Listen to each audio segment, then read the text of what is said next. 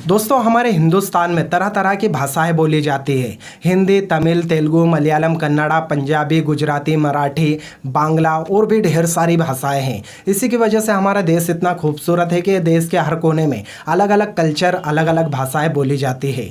लेकिन दोस्तों हमारे इंडिया में 70% ऐसी पब्लिक है जिन्हें हिंदी समझ आ जाती है। बाकी 30% ऐसी पब्लिक है जिन लोगों को ना तो हिंदी बोलते आती है ना तो उनको हिंदी समझ में आती है।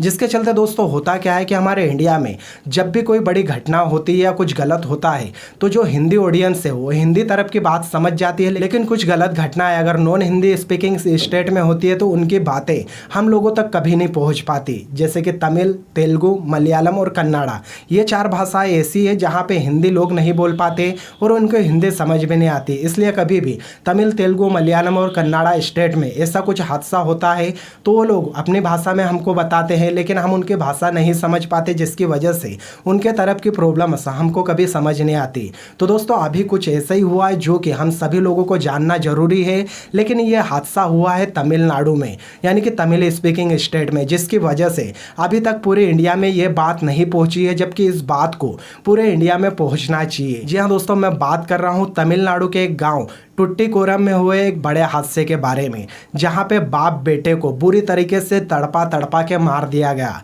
बाप का नाम था जयराज, वही बेटे का नाम था फेनिक्स। अब आपको बता दूं दोस्तों कि इन दोनों बाप बेटों को पुलिस ने गिरफ्तार किया था। उसके बाद में इन दोनों बाप बेटों को इतना ज़्यादा टॉर्चर किया था जिनके टॉर्चर की बात सुन के ही आपके रोंगटे खड़े हो जाएंगे। सबसे पहले तो इन दोनों बाप बेटों को जेल में ले गए। उसके बाद में दोनों के घुटनों पर इतने लठ मारे कि लठ मार मार के दोनों बाप बेटे के घुटने तोड़ दिए।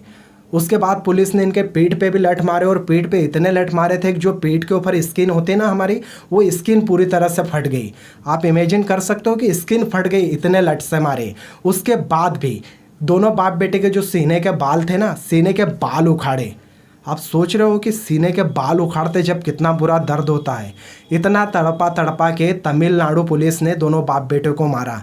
आपको पता है इन दोनों बाप बेटे की गलती क्या थी? इन दोनों बाप बेटों ने अभी दुकान खोली थी, जबकि वहाँ पे शायद लॉकडाउन वगैरह लगा हुआ है, जिसके चलते दुकानें नहीं खोल सकते। तो अब हो सकता है इन दोनों बाप बेटों को कोई परेशानी हो, जिसके चलते इन्होंने दुकान खोली और दुकान खोलने की इनको इतनी बड़ी सजा मिली। हालांकि इतना ही नहीं तड़पाया, इसके बाद में पुलिस ने दोनों बाप बेटों को नंगा करके जेल में फेंका था, छोड़ा भी नहीं, फेंका था। उसके बाद में एक ऐसी जगह पे दोनों बाप बेटे को पुलिस ले गई जहाँ पे कोई सीसीटीवी कैमरा नहीं था। वहाँ की जगह जाके भी इनके प्राइवेट पार्ट को टॉर्चर किया। एक डंडा लिया और ऐसी जगह डाला, वो डंडा डाल के बार बार डाल रहे थे और उनको खूब तड़पाया। गलती क्या थी? सिर्फ इन्होंने दुकान खोली थी लॉकडाउन में। अच्छे से भी समझा सकते थे, लेकिन इतना बुरा टॉर्चर तो किसी आतंकवादी के साथ भी नहीं होता। लेकिन इन दो बाप बेटों के साथ इतना ज़्यादा टॉर्चर किया और दोनों बाप बेटों को इतना मारा था कि इनके जो कपड़े उन्होंने पहने थे ना, वो कपड़े पूरे खून में सन गए थे। तो यहाँ पे पुलिस ने क्या किया, जो खून में सने हुए दोनों बाप बेटे के कपड़े थे वो कपड़े निकाले और इनकी फैमिली को वापस किए और कहा कि अब नए कपड़े भेजो। जब नए कपड़े भेजे तो फिर इतना ही मारा, तो नए कपड़े भी वापस खून में सन गए। ऐसे 3 बार हुआ जब इनके कपड़े पूरी तरह से खून में लहूलुहान हो चुके थे। तो आप सोच सकते हो कि कितना ज़्यादा टॉर्चर किया होगा कि 3 बार कपड़े पूरे खून में डूब गए। फिर क्या होना था कि दोनों बाप बेटों को एक बार छोड़ा और उसके बाद वापस इन दोनों को पकड़ा और फिर पुलिस ने मारा, जिसकी वजह से 2 दिन बाद इन दोनों बाप बेटों को हार्ट फेल हो गया और बुखार की वजह से दोनों बाप बेटे मर गए। लेकिन अभी भी तमिलनाडु गवर्नमेंट ने कुछ नहीं किया। हालांकि 2-3 पुलिस वालों को सस्पेंड किया है, लेकिन इतना इससे कुछ नहीं होगा।